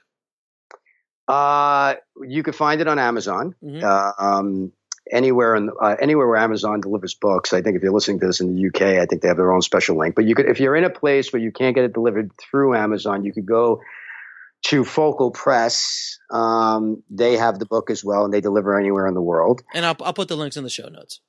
Yeah, but it's definitely obviously available on Amazon for Kindle and in paperback. And as a textbook, because as these things go, and I'm very pleased about this. Apparently, there's quite a few schools interested in teaching it. The one thing that I will say about this book, and Focal, they kind of come from an academic angle, and my agreement with them was that I did not want this to be sort of a stuffy book. So, if you've enjoyed listening to this podcast and the banter I have with Alex, that's exactly what you're going to get in the book. Yes. I told them, I said, listen, you're going to get my voice. There's not going to be any end of chapter homework assignments and checklists and all this happy horse shit. I said, it's going to be me talking and making it fun, and I do think it's a very, very fun book. And well, I mean, your first chapter alone is called "Allow Myself to Introduce Myself," so that pretty much tells you. It tells you the attitude of the book. It's a tone is set early on. Yeah. So much to my editor's horror, when I handed it in at first, and then they were like, "Oh wait, this is really, really freaking funny, and it should do well," and it has. So so I'm pleased with that. But that's what you'll get. You'll get, it's a very, very fun read and just, a ton of information. So, and all the case studies as well, which I was very, very grateful. And it really was one of the reasons why it took so long to write the book. Part of it was being tied up with other projects and everything like that. But part of it also was I had so many great people that contributed. And, when you have as many people as, added their 2 cents to this book and, helped out with case studies and everything like that. It takes a lot of time to collect all that information and get it all in. And so that's one of the reasons it took so long, but I think it was well worth it because I think the case studies alone are worth their weight in gold. Yeah, absolutely. Absolutely. Now, not only are you an author, not only are you the CEO of running Stage 32 and a screenwriter and all sorts of other things you do, you actually did a little bit of acting this year. For the first time in a long time. Is that true? Why, yes, it is, Alex. So so the story is, guys, that RB is actually in On the Corner of Ego and Desire. He plays a pivotal character in the movie that I just shot at Sundance. And, I remember I texted you and I said, well, I told you a few months earlier that I was going to do it. And you looked at me like you're fucking nuts. No, I didn't. That's not fair. Because you always look at me like I'm fucking nuts. That's true. Yeah, that's true. But I always, again, you talk about crowdsourcing and you talk about relationship building. From the minute I met you, I'm like, this is the kindred spirit, which is really interesting because, again, you don't have to have everything in common with somebody either. Right. Alex doesn't drink. I've been known to, maybe once every few months have a cocktail. I'm vegan. He's vegan, and he's not. I hunt for my own food. Alex,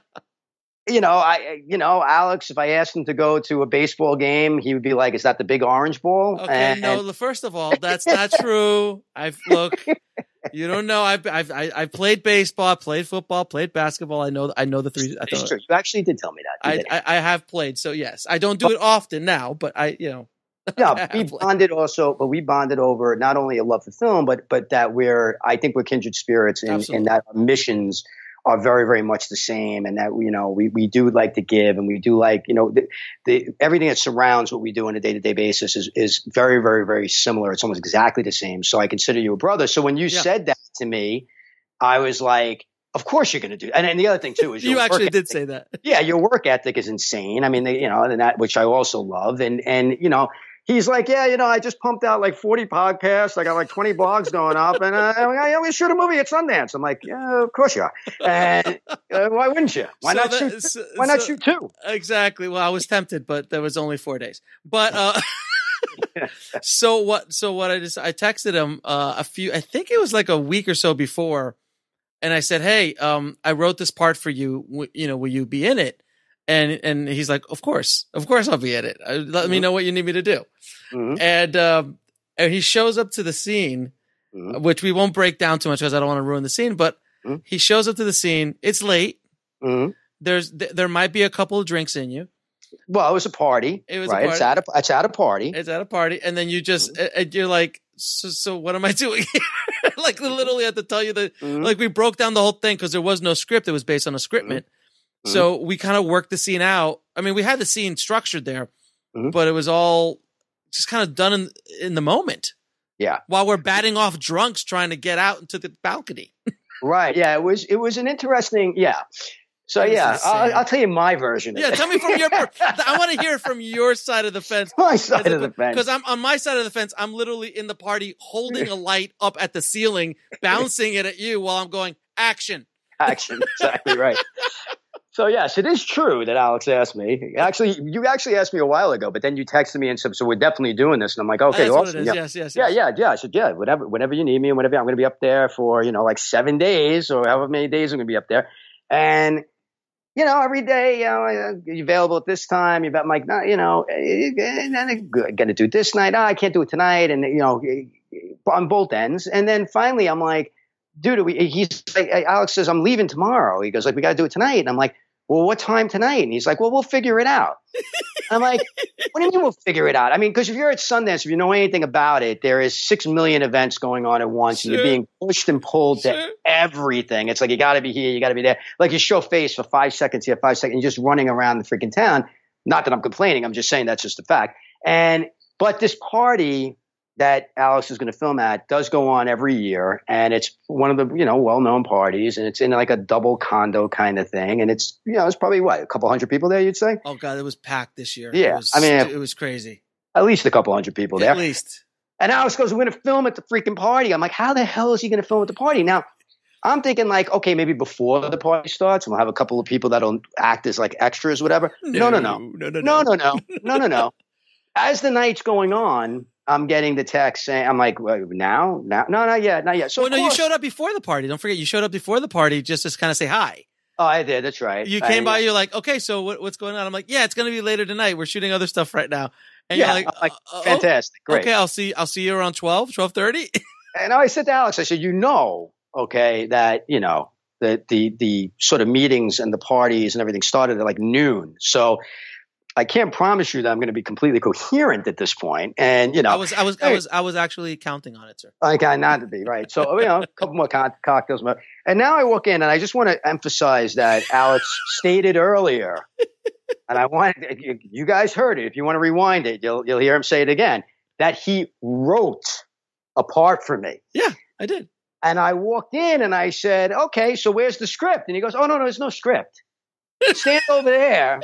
That's what I wrote it. There was a scriptment, but I didn't like give you the scriptment. I could just explain it to you. He goes, stand over a scriptment. He goes, stand over there. And I'm like, stand over here. He goes, and I go, and he's like, okay. And all of a sudden they're setting up lights and I meet the other actors and all this stuff. And I'm like, hey, it's so great to be working with you. I'm like, that's fantastic. I go, do any of you know what the hell this movie's about or what's going on? I go, yeah. I go, Alex told me like, like months ago what the idea was, but so the idea was right. I remember the idea. So I got that. And then they're like, oh, okay. So, so then finally I pull Alex this. He's like, okay, I think we're getting set up. I think we're going to just be a couple minutes away from shooting. And I'm like, all right. Alex, I guess, seriously, like, 2 minutes. I just need 2 minutes. Yeah, like, give me a nugget. Give me like word association. Anything. Sounds like. Anything. Whatever you want to do. I'm like, even Brando was able to, I'm not comparing myself to Brando, but at least Brando, I mean, he could pin the lines to Jimmy Cahn's chest in The Godfather. I'm like, do something. Hold up a cue. Hold something. What do you need me to do? I'm very Cassavetes that way. You are very Cassavetes. But then, it was explained to me and I totally got it. And it was awesome. And then it was hilarious because we filmed part of the scene inside the room. And then Alex says, okay, now we got to take it outside. And it was about 6 degrees out. Don't exaggerate. It was like 8. Maybe. It was 8. Maybe like 8 degrees. And, of course, none of us were wearing jackets or anything. And he goes, oh, you're just going to be outside for like 2 minutes. And we were outside for about 30. 30? Well, you were warm because you had your drink in your hand. You were good. I did have my drink in my hand. And it was truly, truly an awesome experience. Basically, everybody who's somebody in Hollywood has seen this movie. Alex, now let me see it until we have our date together. I have to go somewhere with him to watch it with him, even though everybody else watch it anyway. I haven't seen it. I have not seen it. And not everybody in Hollywood has seen this. Please, just don't exaggerate. Just a few Academy Award winners, but that's it. Just a few Academy Awards, right? Who emailed me and they're like, "Dude, congratulations on the movie. You're great in it." I'm like, "How the frick did you see it? That was the what best. Is going on?" I'm like, what is happening? RB actually, when I was at FilmCon, and he first words out of his mouth when he sees me at FilmCon, he's like, "I've got a bone to pick with you. How the hell does this guy see it before I did?" I'm like, "Oh, we gotta talk, bro. We gotta talk." Damn it! I can't believe he told you.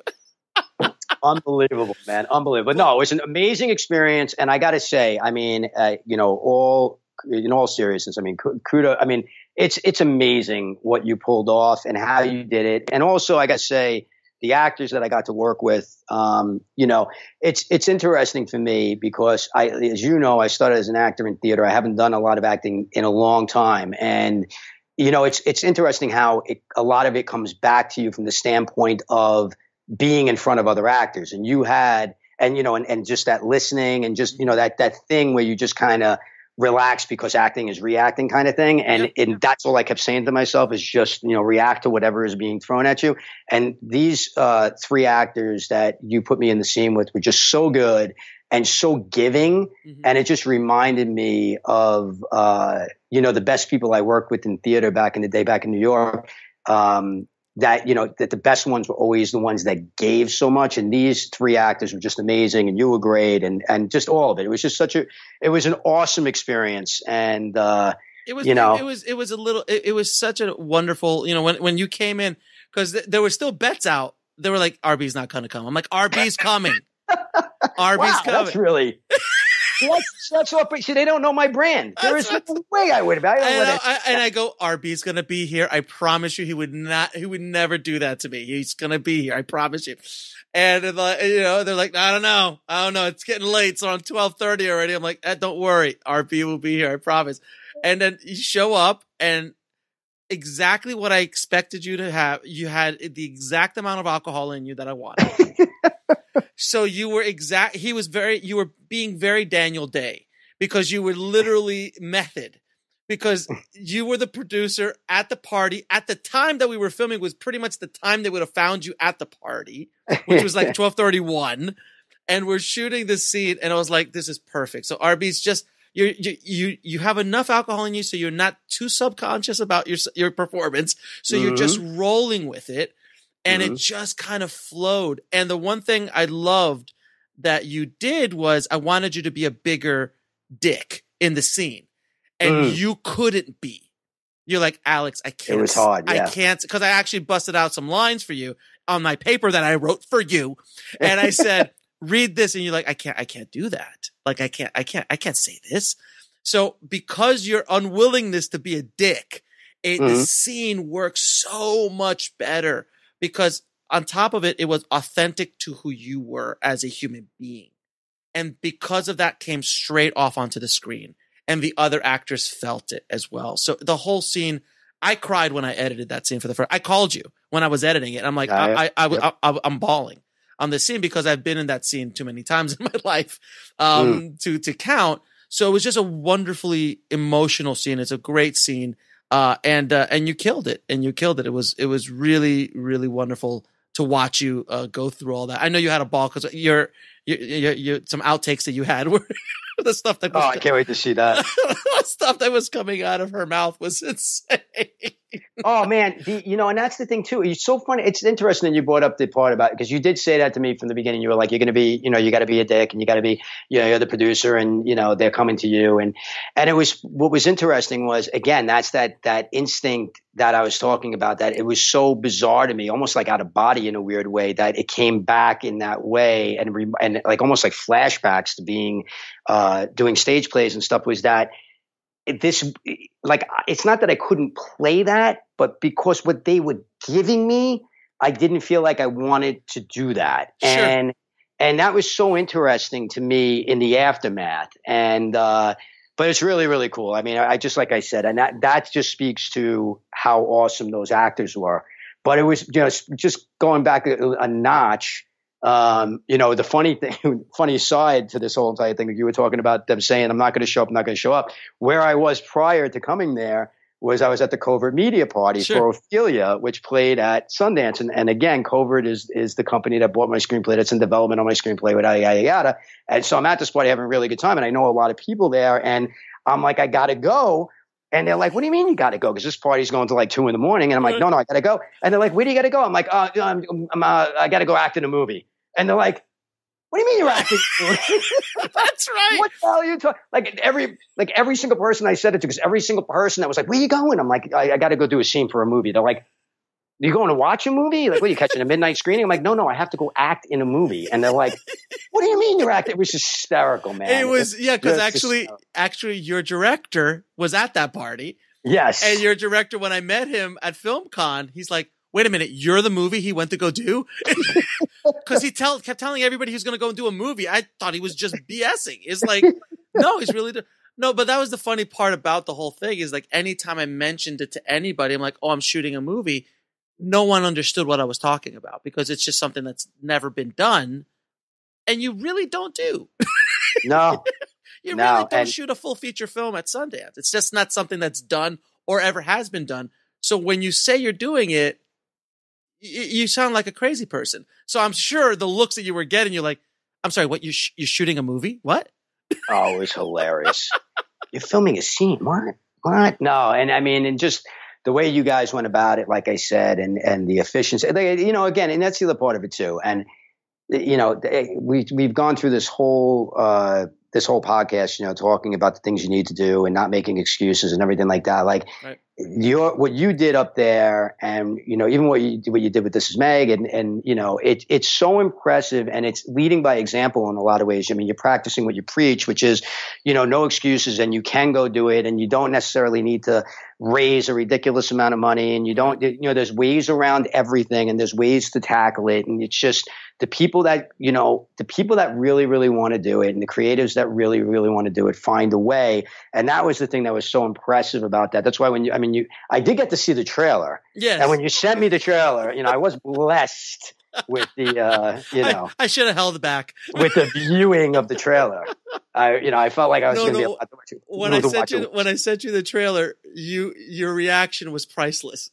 Yeah, I was like, I was first of all, I was stunned. I'm like, whoa, I'm being graced with the trailer. But when I watched it, I was like, because there's scenes on the shuttle, and there's scenes in the street, and and I sat there and I just said to myself, like, this is a perfect example of, where there's a will, there's a way, and where, if you really, really want to go do it, you're going to find a way to do it. And, I was reading an article recently. It was funny. I forget which Hitchcock movie it was, but they were talking about, one of the stars was talking about him stealing shots on the New York street. And, Hitchcock? Yeah, they were talking about the fact that they just didn't even want to wait for the goddamn permits or something like that, or the cops, moved them from one street to the next or whatever. And Hitchcock was like, screw it. Like, when we're just going to do it. And and the point of the matter, what they were trying to get across was Hitchcock's mentality in that moment was art above all, and our mission above all. And I think that's what everybody has to embrace. I'm not saying go out there and break the law, although you might have fractured. But I'm saying you might have fractured a few. It's in your early days, you might have fractured a few. I mean, less than maybe my brand indicates, but but you get my point. I mean, it's just that where there's a will, there's a way, and that was what was so impressive. It was so impressive what you did. I mean, hopefully I'll get to see it before it's at some major festival or something like that. Or if I don't get to see it until it's at a major festival, maybe I'll get an invite, or maybe somebody will record a couple of scenes on their iPhone and show. I don't know if I said it or you said it, but I think when you saw the trailer, you're like, wow, it looks like a real movie. No, I did not say that. I think I said it. I did not say it. I knew it would look like a real movie.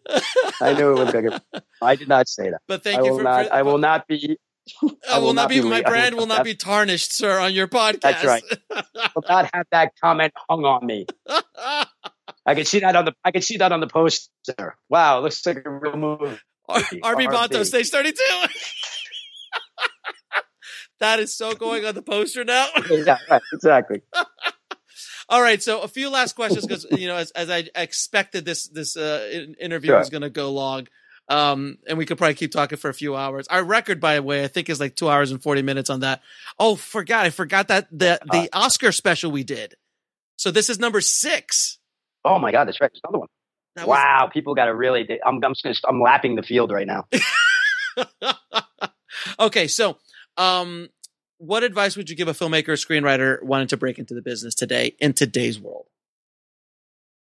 First and foremost, control as much as you can control. I think that people are so anxious to give stuff away these days. Like, for example, writers, we were just having this conversation yesterday with a development executive at a very, very big production company that I was having lunch with, who, she said, writers and filmmakers are so anxious to get representation and to, just kind of give away everything. And they think that by doing it, by relinquishing that control, things are going to move forward. But at the end of the day, really, you are your own best advocate and you always will be.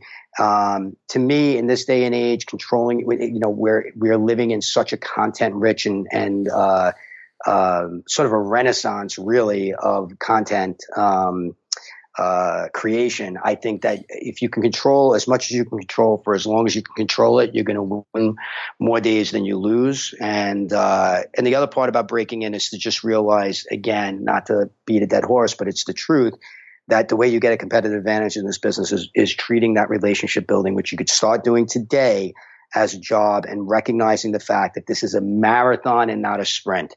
It is a if you can embrace that philosophy, by the way, yep. You can embrace that philosophy that this is a long game. Like when people say I'm going to give myself 2 years, like I hear this from actors, I hear this from writers, I hear this from filmmakers. Like I moved out to LA, I'm going to give myself 2 years. You're done. You're done because you're setting a ticking clock on yourself, which is never a good thing. Like me saying earlier, I decided I was going to take 6 months to be serious about it. That's a totally different thing. That's a strategy. Okay. I wasn't saying that if I didn't get traction, I was saying that I knew I would get some traction because I was going to put in the time and the effort and I was confident in it. But the people that, kind of step in and it's their first day, or if they've even been around for a year and they say, oh man, there's nothing's happening. You have to, instead of looking at the business and saying it's so tough, okay, you have to look at the things that make it easier. You have to give yourself the competitive advantage. Can I tell? I know we're going kind of long, but can I tell this from a screenwriting perspective, for example? Okay, I'll just use screenwriting. When I first started screenwriting, and again, I had produced for years, so it's not like I didn't know how many screenwriters were out there and all that other stuff. But it's different when you're doing it. And when I was doing it, I remember going to a panel where somebody said, let me tell you, man, it's tough out there. There are 50,000 scripts that get registered with the WGA every year. And those are just the ones that get registered. There are hundreds of thousands being written every year and being submitted around town, blah, blah, blah, blah, blah, blah, blah, blah. Right. And everybody in the room got deflated, right? But I started thinking about that and I started talking to people in the business, right?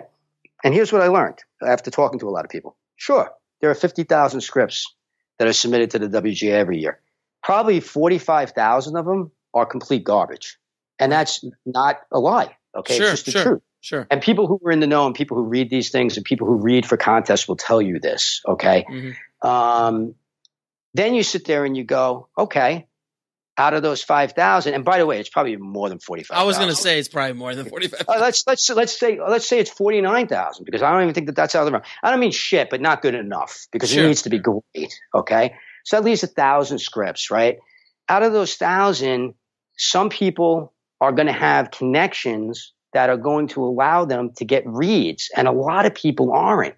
If you're one of those people that are going to get reads, maybe you're cutting it down to 500. Maybe you're cutting it down to 250. And I'm talking about a great script that gets reads. Okay. Mm-hmm. So what I'm saying is, and I could keep going down the list, because there's about 5 other things I could name. But the point of the matter is that once I started thinking about it in those terms, the first thing I said to myself was, I have got to write a script that is undeniably the best I can do. Okay. Sure. And then the second thing I need to do is make sure that I am doing everything in my power to win champions that want to go out there and tell other people that they know, you need to read this script. And I need to be making those relationships directly with people that can move the needle on my career. And that's all I set out to do. And within 2 years, I had a manager. Okay. And within, 6 months after that, I had, the paid option at Covert. And it's because it shortened the game, because that's what I focused on. Right. So control what you can control. Don't listen to all the noise. Don't listen to all the naysayers. If you hear the statistics and they're negative, understand that for every negative statistic, there's a positive side to it. Be the positive side of it. Now, can you tell me what book had the biggest impact on your life or career? Man, that's a tough question. I know you sent me that question like 2 minute before we went on the air, so you gave me a lot of time. So I can at least say I sent it to you. Spontaneous, you did send it to me. you bastard, you. It's tough to say one book. I mean, business-wise, there's been quite a few, and I think sometimes with business, it translates again, because we're all entrepreneurs, onto the creative side. So I did like 0 to 1 by Peter Thiel recently. I'm talking about things that are more recent. 0 to 1, Creativity Inc. I think is an amazing book. Such a great book. That's such a great book. And I mean, it gives you a look into the philosophy of all this stuff, and the philosophy of being a creative, and the philosophy of creating sometimes in isolation, but then having to collaborate. It's very, very interesting stuff. I highly recommend that book. There's been so many, and for the business side of things, I mean, from the industry side, the William Goldman books, which are great, because again, the reason I love the Goldman books, I mean, they're timeless in a lot of ways. Even though he wrote some of the biggest movies of the 60s and 70s, and he still continued into the 80s and 90s. He's such a straight shooter, and he's there's no bullshit with him, which I love. He's unvarnished, but the great thing about it is that you realize when you read a book like that even the biggest and the best are on the grind always. Mm-hmm. Never get off the freaking grind. People, I say this to people all the time, okay? Everybody says, oh, God, become a star. It's so much easier. Hey, you get a manager. It's so much easier. And I'm like, listen, man, here's the 2 examples I'll give you. Spielberg had to go to India to get the money for Lincoln. Yep. Scorsese had the rights to silence for 30-something years or 20-something years, and nobody would make it with him. Okay. Mm-hmm. He had to find a champion. He had to find somebody that was willing to go to war and go to bat, and that understood what he was looking to do. And it didn't end up working out great as far financially, maybe. But the point of the matter is that even as big as he is, that he was on the grind with that property for over 20-something years. So, that's the reason I like Which Lie Did I Tell? That's not Which Lie Did I Tell? It's Adventures in the Screen Trade, the Goldman books, Adventures in the Screen Trade, and More Adventures in the Screen Trade.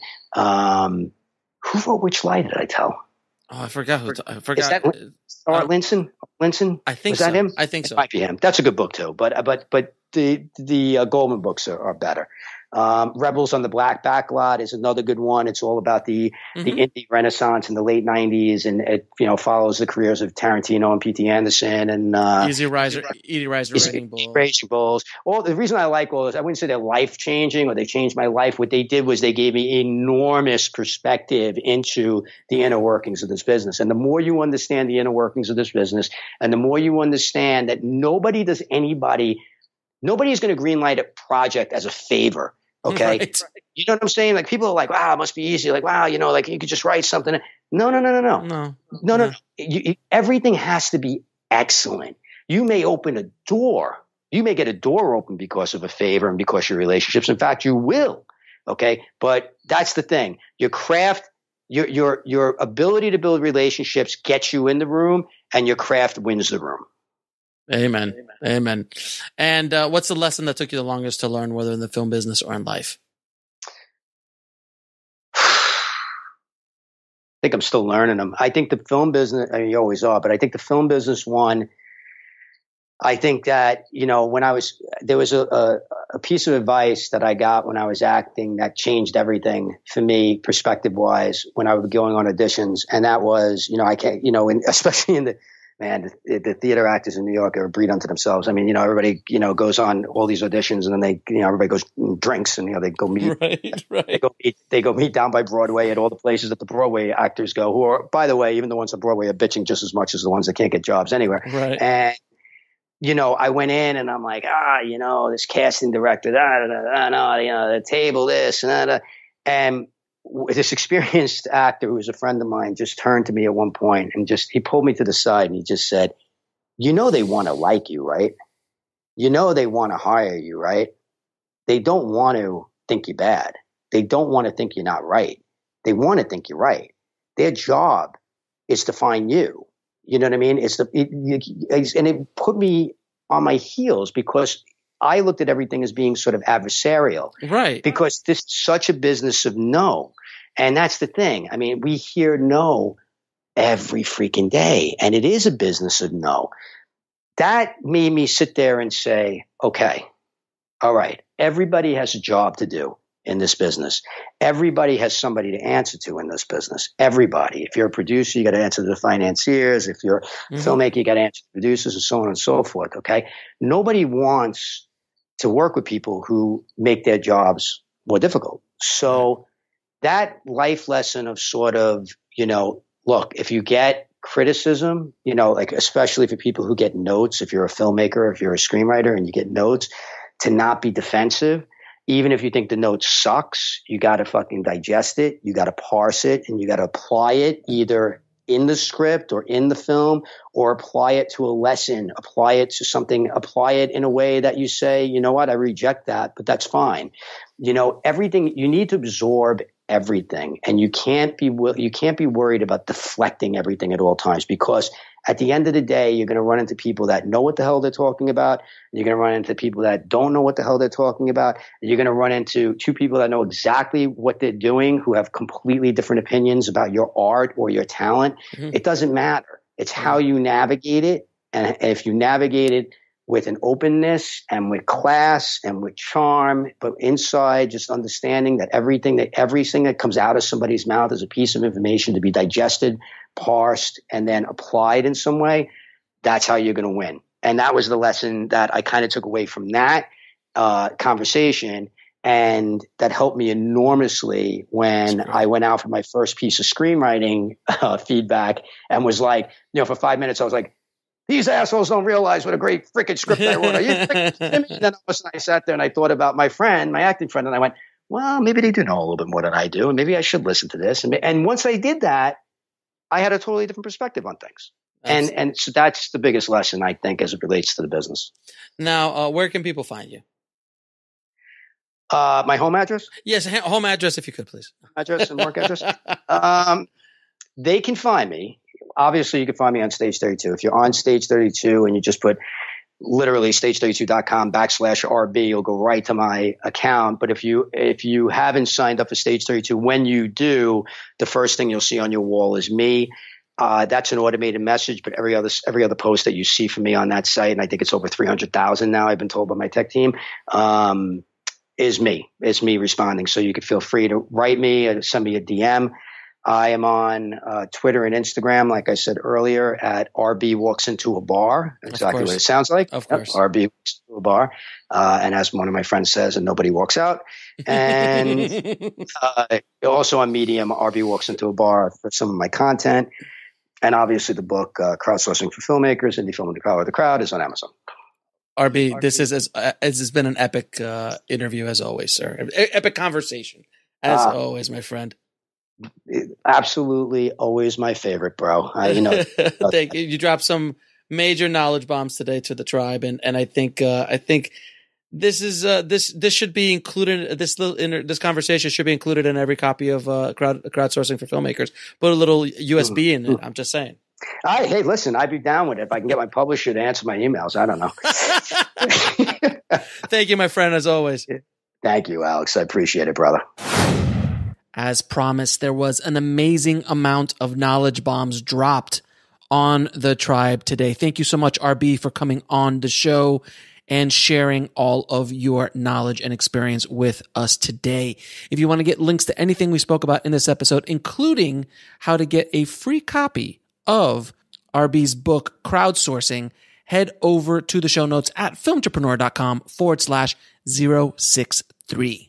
And if you haven't already, please head over to filmbizpodcast.com. That's filmbizpodcast.com, and leave us a good review for the show. It really helps us out a lot. Thank you again so much for listening, guys. As always, be that filmtrepreneur. I'll talk to you soon.